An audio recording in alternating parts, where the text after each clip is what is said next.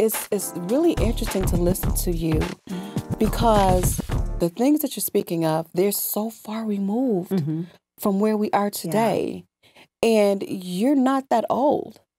So it's just really interesting to hear you tell that story, walking barefoot and no indoor plumbing and all of that.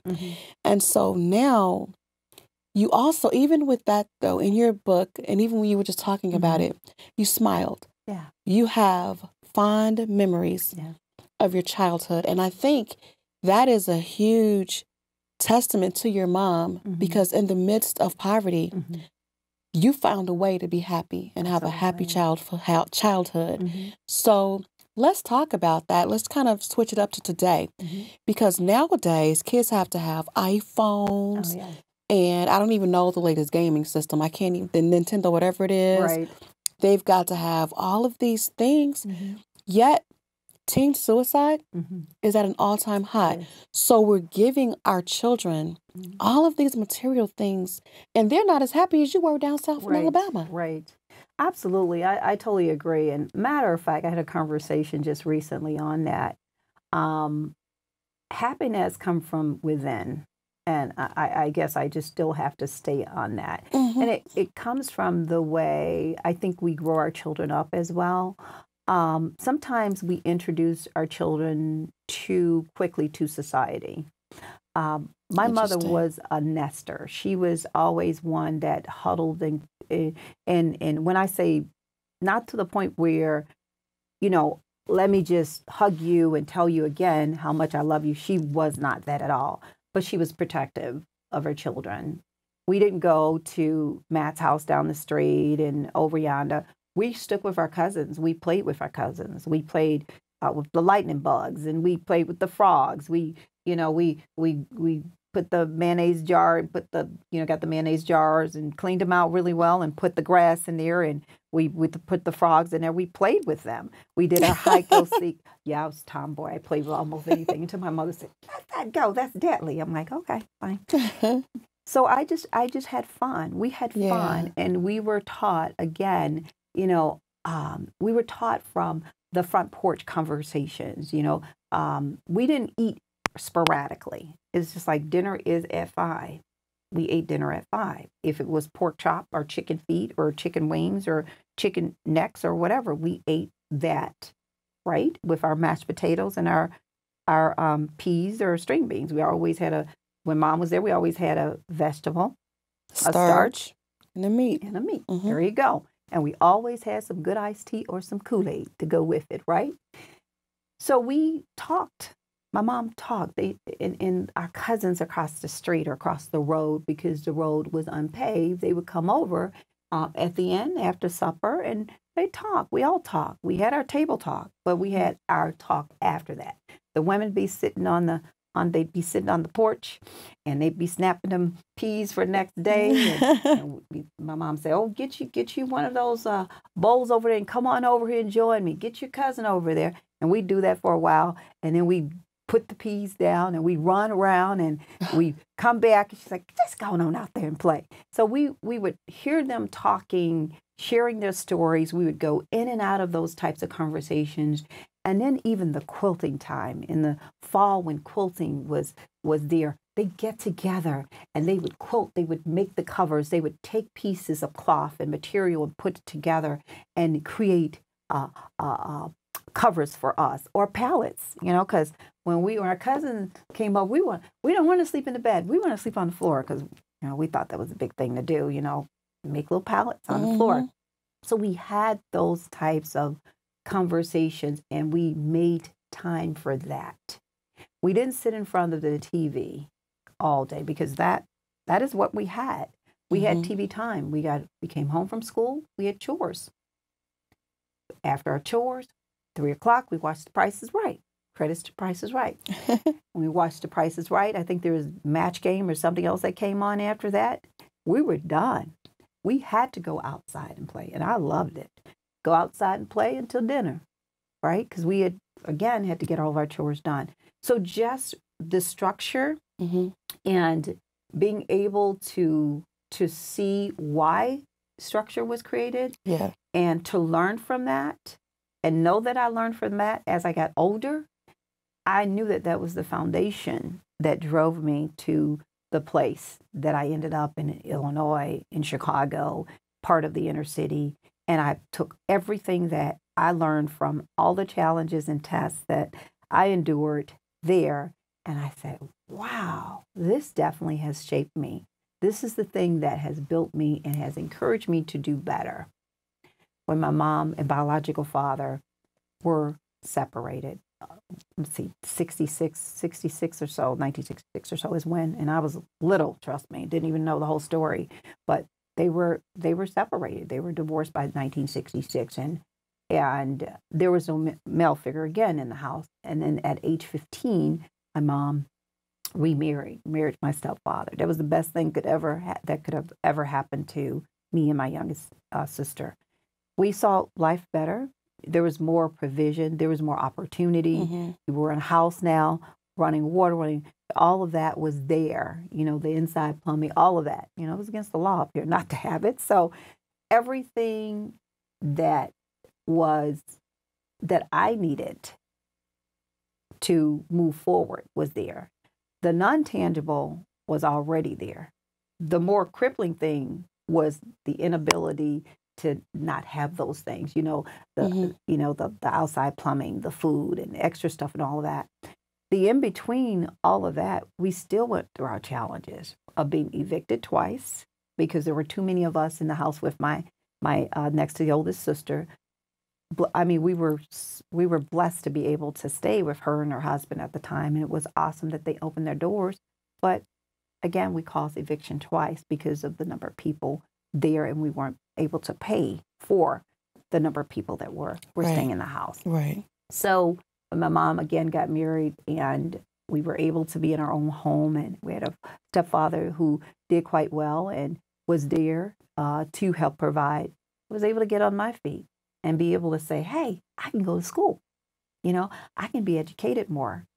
But my mom said, if you are going to, if you go to college, then it has to be local. High school and the rest of middle school when I came up, middle school and high school, I had to go to the local one. There was no question. That was old school. If the school is here in the community, you go to it. You don't get on the bus. I don't care how much of a scholar you are and how educated you are, you stay here. But Mom, the textbooks are old. I see like 6 names on here, ever how many people wrote on here, checked, the date, so forth and so on. I'm like, these are so old. So there I was still yet stuck in essence. I'm a junior, senior, and I've got freshman, sophomore books or textbooks I'm being taught out of. And then yet I'm in the inner city. I was more determined than ever to get out of there. I'm going to educate myself. I'm going to work 2 or 3 jobs. I don't care. I'm getting out. And that I did. I worked hard.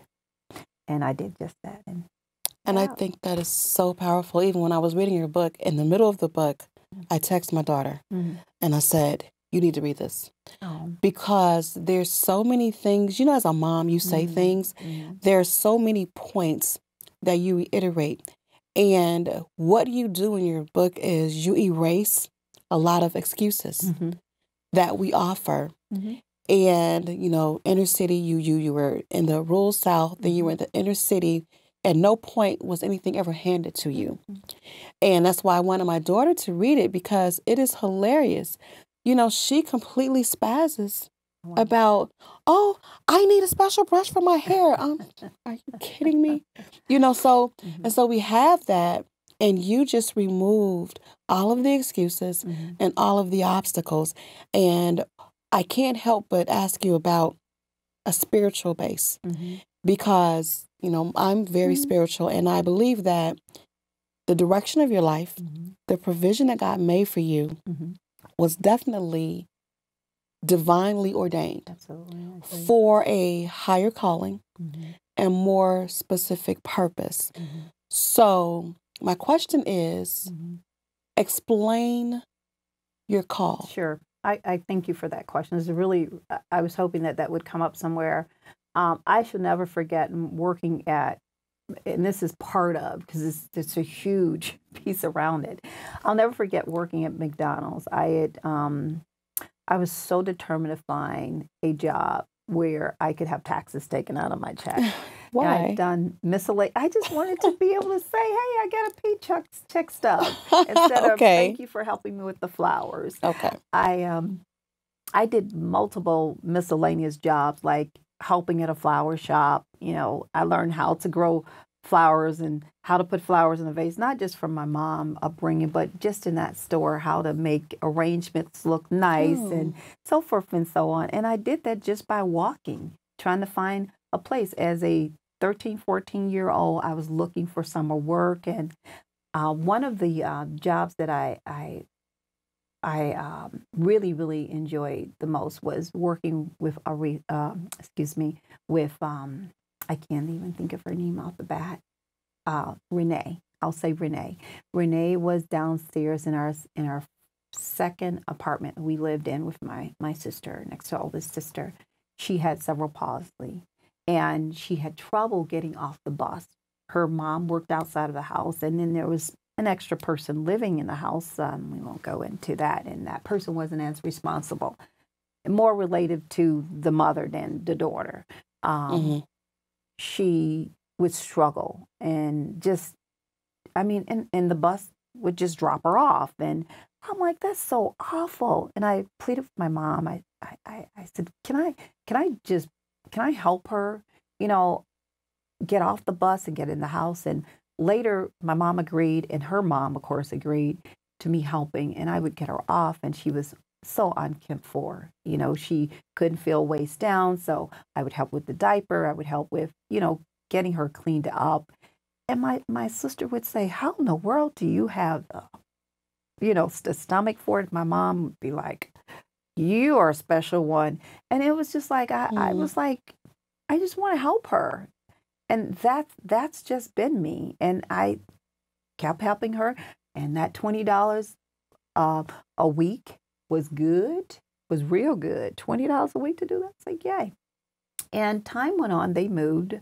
But at about, I was about 14, 15 then. I was like, I've got to find work, because my mom at that time was struggling with even the whole public aid thing. And I'm like, we can't do this. And because she was at 11th grade education and had only farm experience, there was not a lot for her to do. Even to hire her on, she had to have a GED as a nanny or as a sitter. Yeah. So she helped with my youngest nephews in the house. Needless to say, that was just a little bit of money, because we had to somehow add some money to staying there. So there was a balance on that side. Needless to say, I didn't feel comfortable taking, but I wanted pocket money. I wanted to be able to do what a preteen or teen did. Have fun, spend money, go to the candy store around the corner, right? Pickle stop with the peppermint, right? Do all of that. Yep. So time went on, and then I said, I'm going to walk down Madison Street. And that time it was pretty okay. And I said, oh, that's where all the shops are. So that's when I actually was paid to work at the flower shop out of pocket. I was underage to work. So it was like, you come in and you help us with the flowers, receive the flowers, and wire some of the flowers and vase some of the flowers. I did it. I loved it. I loved the smell of the flowers. Yeah. The sad part, though, was the funerals. Mm-hmm. But the good part about when people came in for the funerals, I was able to say, I'm sorry. I was actually coached through by the owner how to say. Oh. So going back to even when my mom told me about the funeral piece, these were all connecting dots. I'm like, wow. So they would look at me. People would look at me and say to the owner, she's smart. How does she know how to say this? They would compliment me on saying or giving condolences. I had no idea what I was doing at the time. I was just following protocol. And time went on. I decided, that's it. I'm almost 16 years old. I'm going to apply for a real job, and it's going to be at McDonald's. So I went to apply for a real job. Should have gone to White Castle. Oh, gosh, I can smell the grease now. But needless to say, I walked in, and I never forget this real short manager named Nick. He's just like, are you old enough? I asked him really properly. This is me. Let me backtrack. I said, first of all, I walk up and I say, may I speak to the manager, please? No, just like you know. And the cashier is looking, thinking, okay, somebody must have sent their daughter in and something happened. It's a problem. Yeah, problem, right? So Nick comes out. How can I help you? And I said, are you hiring? I want to come work for McDonald's. Like, how old are you? I said, 15 and a half. Oh, you have to be 16 to work here. I said, well, may I complete the application? I know it's April, and I'll never forget. It's April, but I turned 16 in July 2nd. It's like, okay, I'll take the application. He's like, wow, this girl is determined. Now, by now, I had some exposure through DECA. I was privileged to go downtown and do some job shadowing with one of my teachers that really took an interest in me. There were a couple, but this one was just like, I want you to be a part of this. You qualify for it. I'm like, okay. And I was happy because under DECA, you did bake sales. You did a lot of everything that helped you with the business part. And then you got a chance to dress up. And I dressed up my suit, my black and white. And I went downtown and shadowed and came back. And so I was already in a place where I'd been prepped for job or how to interview or how to approach, a place. Back then, you didn't have any internet. So you had to go in person to ask for the job. Right. So Nick didn't expect me. On my birthday, I showed right up at the McDonald's. I was right there at the counter asking for him. He's like, you're not kidding, are you? I said, no, I'm not kidding. He said, okay, when can you start? Didn't even really interview me. I said, can I start tomorrow? He's like, no, start the beginning of the week. And I worked very, very, very hard. You could never give me any hours that were not workable. I walked to work from Pioneer, Washington. I dealt with whatever vocals and everybody had to say, and I walked. No matter what time, I would walk to work about 6-7 blocks or so.